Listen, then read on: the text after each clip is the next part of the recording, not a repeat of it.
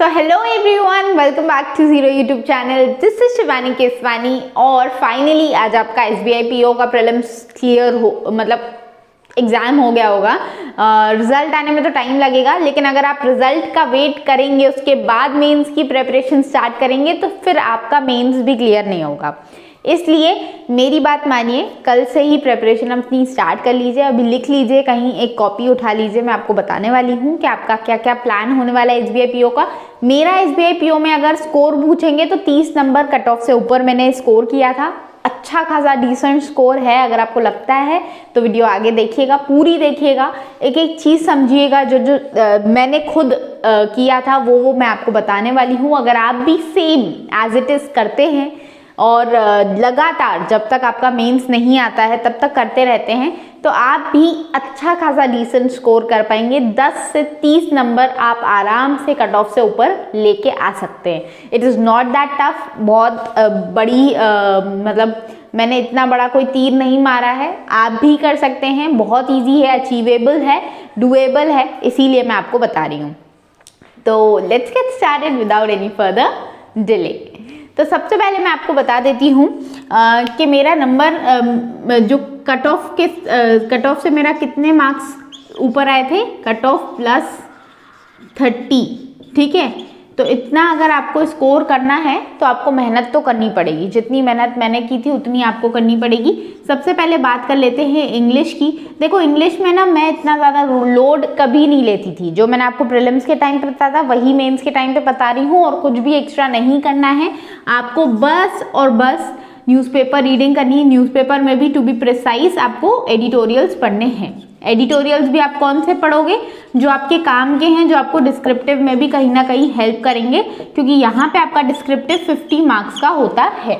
ठीक है, तो आप क्या करेंगे? एडिटोरियल्स पढ़ेंगे। और एडिटोरियल्स भी वो टॉपिक्स जो आपके, जैसे कि इन्वायरमेंटल हो गए, बेस्ड हो गए, ठीक है, आपका G20 से रिलेटेड हो गए, एजुकेशन से रिलेटेड, हेल्थ से रिलेटेड, सोशल इश्यूज से रिलेटेड, ये जो होते, फिनेंस से रिलेटेड, ये जो भी एडिटोरियल्स होते हैं इनको बिल्कुल भी स्किप नहीं करना है। आपको पढ़ना है, भले चाहे 4 से 5 एडिटोरियल्स हों इम्पोर्टेंट, लेकिन आपको पूरे पढ़ने हैं। किसी दिन हो सकता है न्यूज़पेपर में 1-2 ही इम्पोर्टेंट मिले, तो कोई बात नहीं, 1-2 ही पढ़ो, कोई दिक्कत नहीं है।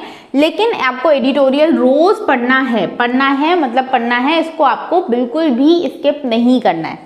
दूसरी चीज़ आपको जो है डिस्क्रिप्टिव का भी मैं अलग से बताऊंगी। अभी तो मैंने सिर्फ लिखा है कि डिस्क्रिप्टिव में जो इम्पोर्टेंट टॉपिक्स होते हैं आप उनको ही ज़्यादा पढ़िए। प्लस आपको क्या करना है, जो भी आप मॉक्स लगाएंगे, अगर आपके पास सेक्शनल हो तो बहुत बढ़िया। सेक्शनल आप डेली दे सकते हैं। डेली का एक सेक्शनल लगा लीजिएगा, जिससे आपको पता चलेगा कि इंग्लिश में मेरा कैसा क्या स्कोर आ रहा है। सेक्शनल लगाने से ये फ़ायदा होता है कि हम एक सेपरेट उस पर फोकस कर पाते हैं। ठीक है, तो मॉक्स लगाइए। सेक्शनल अगर हो तो बहुत बढ़िया है, वरना आप फुल लेंथ मॉक टेस्ट तो लगाएंगे ही। हर 3 दिन में एक फुल लेंथ मॉक टेस्ट आपको लगाना है, और उसमें इंग्लिश को ढंग से एनालाइज करना है कि अभी भी मेरा कहाँ स्कोर नहीं बन रहा है। कोई भी ऐसा टॉपिक है जो आपको लगता है कि मेरा अभी भी इतना अच्छा नहीं है, वीक है, तो उसका आपको YouTube पे वीडियो देखना है। YouTube पे आप निमिषा बंसल मैम डाल सकते हैं और वो टॉपिक का नाम डाल सकते हैं। आपको अच्छा खासा वहाँ पे मैटर मिल जाएगा, या आपको कोई भी टीचर जो भी पसंद हो आप उनका पढ़ सकते हैं। लेकिन आपको अपना एनालिसिस अच्छे से करना है। पूरा एनालिसिस कीजिए आपको कि कैसे कैसे मेरा कौन कौन सा टॉपिक अभी वीक है, उसको आपको स्ट्रेंथन करने की कोशिश करनी, क्योंकि अभी आपके पास लगभग 30 दिन तो बचे ही हैं। 30 दिन तो आपको मिलेंगे आराम से। ठीक है, तो आप आराम से प्रिपरेशन कर सकते हैं। आगे बढ़ते हैं अपन GA की तरफ। सबसे पहले मैं आपको GA का बता देती हूँ, क्योंकि GA कहीं ना कहीं आपका जो नंबर है GA के बढ़ गए हैं। 60 नंबर की GA आती है, 50 क्वेश्चंस आते हैं। तो इसमें क्या क्या करना है आपको? एक तो आपको प्रैक्टिस मॉक का जो वीकली क्विज मिलता है, वो तो करना ही करना है, उसको आपको नहीं छोड़ना है। हर वीक के आपको 100 क्वेश्चंस मिलेंगे, और वो 100 क्वेश्चंस आपको सॉल्व भी करने हैं, उनका सॉल्यूशन भी पढ़ना है। लगभग 2 से 3 रिविजन्स आपको लेने हैं। देखो, आपके जो सोर्सेज होने चाहिए ना, हमेशा ये चीज़ याद रखो, सोर्सेज को अनलिमिटेड मत करो, सोर्सेज रखो लिमिटेड। प्लस आपको रिवीजन अनलिमिटेड करना है। अब अनलिमिटेड रिवीजन पॉसिबल नहीं होता, इसलिए मैं बोलती हूँ कि 2 से 3 बार रिवीजन आपको करना ही है। कोई भी सोर्स आप ले रहे हो GA के लिए तो आपको 2 से 3 बार रिवीजन उसका करना ही करना है। ठीक है। तो प्रीएम के जो वीकली क्विजेस हैं उनके आप 2 से 3 रिविजन्स करोगे। यहाँ पे आपको 4 से 5 महीने का जो जीए है वो रख लेना है, पकड़ लेना है। आपका एग्जाम होगा दिसंबर एंड में या जनवरी में, तो आप अगस्त, सितंबर, अक्टूबर, नवंबर, दिसंबर, हाँ तो अगस्त से स्टार्ट कर सकते हो या सितंबर से स्टार्ट कर सकते हो। 4 से 5 मंथ का आपको कर लेना है, ठीक है। 4 से 5 महीने का आपको रेडी कर लेना है। दूसरी चीज, आपको एक और चीज करनी है, इसके साथ साथ आपको करना है अफेयर्स क्लाउड का 2 पीडीएफ्स हैं, ठीक है। दोनों आपको करने हैं क्वेश्चन आंसर वाले, लेकिन इसमें एक तो आता है इकोनॉमिक्स और फाइनेंशियल वाला, वो वाला पीडीएफ आपको करना है, प्लस आपका जो ओवरऑल वाला आता है वो वाला भी करना है, ठीक है। दोनों के जो क्वेश्चन आंसर वाला पीडीएफ होता है वो आपको करना है, उसको अच्छे से, उसका भी आपको लगभग 2 से 3 बार रिवाइज कर लेना है। वही मैंने 4 से 5 महीने का बता दिया, 4 से 5 महीने का आपको रेडी करना है और 2 से 3 बार रिवाइज करना है, जिससे कि आपको हर क्वेश्चन मुंह जुबानी रट जाए। कम से कम आपको जो क्वेश्चन और आंसर है वो तो आपको रट ही जाना चाहिए। कोशिश करना है कि आप सॉल्यूशन को भी याद कर रख पाएं, क्योंकि इससे आपको फायदा बहुत मिलने वाला है। ये दोनों सोर्सेज बहुत ही अच्छे हैं, वैल्यूएबल हैं, इससे आपको बहुत अच्छा फायदा मिलेगा। आपको और कोई सोर्स नहीं यूज करना है, आपको अपने सोर्सेज को लिमिटेड रखना है। रिवीजन आप जितना ज़्यादा कर पाएं उतना ज़्यादा कीजिए। अगर आपने 2 से 3 रिवीजन ले लिए और आपको लगता है अभी भी टाइम बचा है तो एक और रिवीजन ले लीजिए, लेकिन सोर्स एक्स्ट्रा नहीं करना है। इन 2 सोर्सेज को पकड़ के शुरू कर दीजिए, ठीक है। आगे बात कर लेते हैं रीजनिंग की, ठीक है। रीजनिंग की बात कर लेते हैं, क्वांट्स की इसके बाद बात करेंगे। देखो, जो रीजनिंग में आपको जो जो अभी तक पढ़ना था वो आप पढ़ चुके हो, लेकिन मैं ये नहीं कहूँगी कि आप कोई नया टॉपिक नहीं उठा सकते। अभी आपके एग्जाम में है 30 दिन तो है ही मिनिमम, तो आप कोई भी, अगर आपको ऐसा लगता है जो टॉपिक आपने नहीं किया है, जैसे इनपुट आउटपुट है मोस्ट इंपॉर्टेंट टॉपिक जो आपका आएगा ही, इनपुट आउटपुट से क्वेश्चन तो आएगा ही, तो इनपुट आउटपुट को आप देख लीजिए। इनपुट आउटपुट आपको आना चाहिए, इसका कोई भी वीडियो चला लीजिए, अंकुश लांबा सर के बहुत सारे वीडियोस मिल जाएंगे आपको। अच्छा, उन्होंने जो मेथड बता रखा है ना इनपुट आउटपुट को सॉल्व करने का, वो बहुत ही बढ़िया मेथड है। आप उस मेथड से सॉल्व करना चाहें तो कर सकते हैं। तो इनपुट आउटपुट का मेथड आप देख लेना किस तरीके से उन्होंने बताया है, ठीक है। अगर आपको नहीं आता है, अगर आपको आता है तो प्रैक्टिस करो, क्वेश्चंस प्रैक्टिस करो। क्वेश्चंस फ्रीली अवेलेबल हैं, यूट्यूब के वीडियोस देख लिया करो और पॉज करके सॉल्व कर लिया करो। दूसरी चीज, आपको जो भी और मिसलिनियस टॉपिक्स हैं उसमें क्या होता है, इन्वर्टेड ज़्यादा पूछते हैं, ठीक है। इन्वर्टेड पूछते हैं कि इन्वर्टेड आपको स्टेटमेंट्स कंक्लूजन वाला जो होता है वेन डायग्राम जिसमें हम बनाते हैं, तो उसमें आपको कंक्लूजन दे देंगे, स्टेटमेंट पूछ लेंगे। इसी तरीके से वो हर एक टॉपिक को इन्वर्टेड फॉर्म में पूछते हैं। थोड़ा सा टफ हो जाता है, थोड़ा सा घुमा दिया क्योंकि उन्होंने क्वेश्चन को ऐसे उल्टा दिखा दिया आपको, तो आप कंफ्यूज हो सकते हो। लेकिन अगर आप क्वेश्चंस की प्रैक्टिस करके जाओगे ना तो आपको वहां पे कंफ्यूजन नहीं होगा। इसलिए मेंस लेवल के जो मिसलिनियस टॉपिक्स का रिविजन है वो जरूर कर लो। एक बार यूट्यूब पे वीडियोस देख लो, समझ लो किस तरीके से उस टॉपिक को अप्रोच करना है और पॉज करके खुद से सॉल्व करने की कोशिश करो, ठीक है। प्लस आपको पजल्स भी करने हैं। अब देखो, जो पजल्स होते हैं ना, पजल्स बहुत हैवी लेवल के होते हैं और ये SBI PO है, यहाँ पे तो और ज़्यादा हैवी लेवल होता है। लेकिन आपको क्या करना है, पजल्स में आपको ये देखना है कि कौन से डुएबल हैं। सिर्फ 1 से 2 ही पजल्स ऐसे होते हैं जो डुएबल होते हैं, इसलिए आपको डेली 1 से 2 पजल्स की प्रैक्टिस करनी है और वहाँ पे भी आपको 1 से 2 पजल्स को ही निपटाना है, ज़्यादा पजल्स नहीं उठाने। हाँ, अगर आपको लगता है कि ईजी आए हैं तो आप तीसरा भी उठा लो, चौथा भी उठा लो, लेकिन मोस्टली केसेस में जो होता है, मैं आपको वो बता रही हूँ, इतना इजी लेवल का एग्जाम नहीं आता है। 1 से 2 ही डुएबल होते हैं और आप वहाँ पे 1 से 2 ही कर पाओगे, ठीक है। तो डेली 1 से 2 पजल्स की प्रैक्टिस आपको करनी है। प्लस यहाँ पे एक क्रिटिकल रीजनिंग वाला पार्ट आ जाता है, क्रिटिकल रीजनिंग। अब यहाँ पे क्या होता है कि यहाँ पे आपको हर्षल अग्रवाल सर हैं, उन्होंने क्रिटिकल रीजनिंग पे एक प्लेलिस्ट बना रखी है, आप चाहें तो उसको जाके देख लीजिएगा और वहाँ पे आपको बहुत सारी चीज़ें मिल जाएंगी, किस तरीके से आपको क्या क्या चीज़ें होती हैं। अजम्पशन मतलब क्या होता है, स्टेटमेंट, कंक्लूजन क्या होता है, रीजन क्या होता है, असर्शन क्या होता है, इन सब का मतलब आपको बता देंगे वो। और बाकी आपको कुछ ज़्यादा वीडियोस नहीं देखनी है, आपको प्रैक्टिस खुद से ही करनी है। प्रैक्टिस आप करने के लिए वीडियोस देख सकते हो, वीडियो को पॉज करके आपने सॉल्व कर लिया, लेकिन आप ये नहीं कि पूरी वीडियोस देखे जा रहे हो। 50-60 वीडियोस हैं, इतना ज़्यादा आपको नहीं देखना है, आपको बस उसके जो टर्म्स हैं वो समझ में आने चाहिए। उसी के लिए मैं आपको सजेस्ट कर रही हूँ, आप वो वाला प्लेलिस्ट जाके देख सकते हैं, यूट्यूब पे फ्रीली अवेलेबल है। ठीक है, तो ये 3 चीज़ें करनी है। एक तो मिसलिनियस टॉपिक्स हो गए जिसमें मोस्ट इंपॉर्टेंट आपका इनपुट आउटपुट हो जाता है, एक रोज का 1 से 2 मेंस लेवल के पजल्स हो गए और क्रिटिकल रीजनिंग हो गई। अब लास्ट आ जाता है आपका क्वांट्स। डिस्क्रिप्टिव के बारे में भी बात करेंगे, अब क्वांट्स के बारे में बात कर लेते हैं।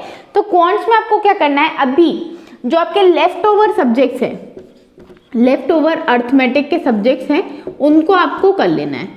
ठीक है, उनको सॉरी टॉपिक्स, सब्जेक्ट्स क्या टॉपिक्स, ठीक है। लेफ्ट ओवर अर्थमेटिक के जो भी टॉपिक्स आपके बचे हुए हैं उनको कर लो।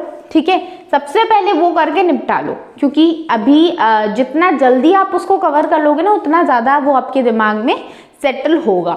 वरना आप जितने दिन निकलते जाएंगे एकदम लास्ट में करोगे ना तो वो आपको कंफ्यूजन क्रिएट करेगा, उल्टा आपके लिए नुकसानदायक होगा। इसलिए जितना जल्दी हो लेफ्ट ओवर अर्थमेटिक के टॉपिक्स कवर कर लो, क्योंकि कुछ कुछ अर्थमेटिक के जो क्वेश्चंस होते हैं वो इजी लेवल के आते हैं, डुएबल होते हैं। अब क्वांट्स जो होती है ना वो इजी लेवल की बिल्कुल भी नहीं आती है, डुएबल बिल्कुल भी नहीं होती है। लेकिन हम लोगों को क्या करना है, ऐसे ऐसे क्वेश्चन चुन चुन के निकालने हैं मॉडरेट लेवल के जो डुएबल है, और उसमें से अर्थमेटिक के कई सारे ऐसे क्वेश्चंस मिल जाते हैं जो डुएबल होते हैं। इसलिए मैं आपको अर्थमेटिक के बचे हुए टॉपिक्स को कंप्लीट करने के लिए प्रायोरिटी पे बोल रही हूँ। प्रायोरिटी पे आपको ये वाला काम करना ही करना है। दूसरी चीज़, आपको मेंस लेवल की डीआई सॉल्व करनी है। ठीक है, अभी बहुत सारे टीचर्स पढ़ा रहे हैं, आशीष अरोड़ा सर ने स्टार्ट कर दी क्लासेस, उनकी क्लासेस आप जाके चेक कर सकते हो। मेंस लेवल डीआई उन्होंने करा रखी है। पॉज करो, खुद से सॉल्व करो, पहले खुद से सॉल्व करो। अगर वो जिस पे भी वो जिस टॉपिक पे भी वो मेंस लेवल की डीआई बेस्ड है, अगर वो टॉपिक ही नहीं पढ़ा है तो उस वाले डीआई को अभी मत देखो, पहले उस टॉपिक को कवर कर लो, उसके बाद उस डीआई को सॉल्व करने की कोशिश करो। और देखो यहाँ पे आपको मैं बोल रही हूँ इतनी हाई कट ऑफ नहीं जाती। इवन एक बार तो ऐसा भी हुआ है 2017-18 के टाइम पे कि 0 गया था इसका सेक्शनल कट ऑफ। ठीक है, क्वांट्स का इतना ज़्यादा हाई लेवल का था। तो क्वांट्स ऐसा ही रहता है, कट ऑफ इतनी हाई नहीं जाती है, तो उस पर इतना ज़्यादा टेंशन लेने की ज़रूरत नहीं है।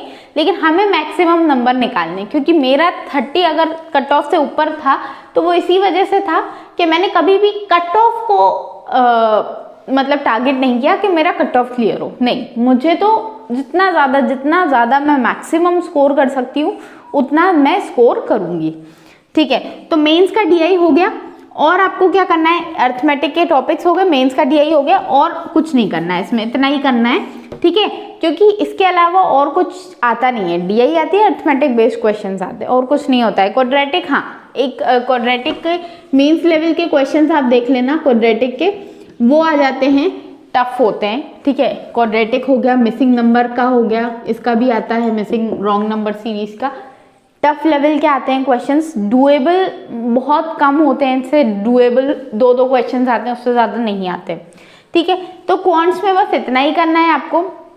देखो, मेंस में आप देने वाले हो, ठीक है, प्रीलिम्स आपका हो चुका है। अगर आपको लगता है क्लियर हो जाएगा तो मेंस की प्रिपरेशन स्टार्ट कर दो, नहीं भी लगता है तो भी मेंस की प्रिपरेशन करो, क्योंकि कभी ना कभी मेंस तो देना पड़ेगा ना किसी, जिस भी एग्जाम में बैठोगे। प्रीलिम से एक ही एग्जाम देके तो पास होगे नहीं, अगर हाँ सिंगल एग्जाम वाला होगा वो, तो भी उसमें मेंस लेवल के क्वेश्चंस आएंगे। तो मेंस आपको प्रिपरेशन करनी ही करनी है, तो प्रिपरेशन स्टार्ट कर दो, भले चाहे वो फिर एग्जाम निकले या नहीं निकले।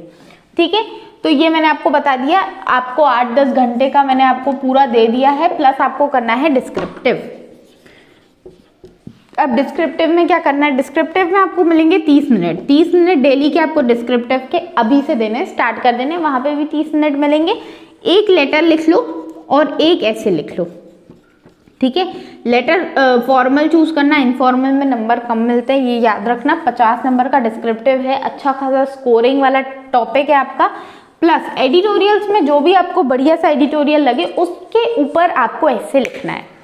खुद से अगर कर पाओ डिज़ाइन तो उसका जो अपन मतलब हेडिंग देते हैं ऐसे की वो खुद से बनाने की कोशिश करना, जो न्यूज़पेपर में दी हुई है उसको नहीं यूज़ करना, ठीक है, क्योंकि वहाँ पे जाके आपको यही करना है, खुद से आपको हेडिंग देनी है, या नहीं प्रेसी में देनी पड़ती है, खुद से हेडिंग आपको वो देंगे और आपको लिखना है खुद से, ठीक है। जो भी आपने एडिटोरियल में पढ़ा, आपको जितना भी समझ में आया, ठीक है, पूरा नहीं समझ में भी आया है तो भी आप लिखने की कोशिश करो कि ये चीज़ें हो रही हैं, ये चीज़ें हैं। जैसे ज़्यादातर ऐसे टॉपिक्स आते हैं कि ये हो रहा है, पोल्यूशन हो रहा है, तो इस पर आपका क्या कहना है, तो आपको यूजुअली अपना पहले बताना रहता है, फिर मेशर्स जो गवर्नमेंट ले रही है और मेशर्स जो लेने चाहिए वो बता सकते हो आप। तो इसी तरीके से अपने पूरे ऐसे को डिज़ाइन करो, ठीक है, अच्छे से रोज़ 30 मिनट प्रैक्टिस करो लैपटॉप पे या कंप्यूटर पे, जो भी है आपके पास। नहीं है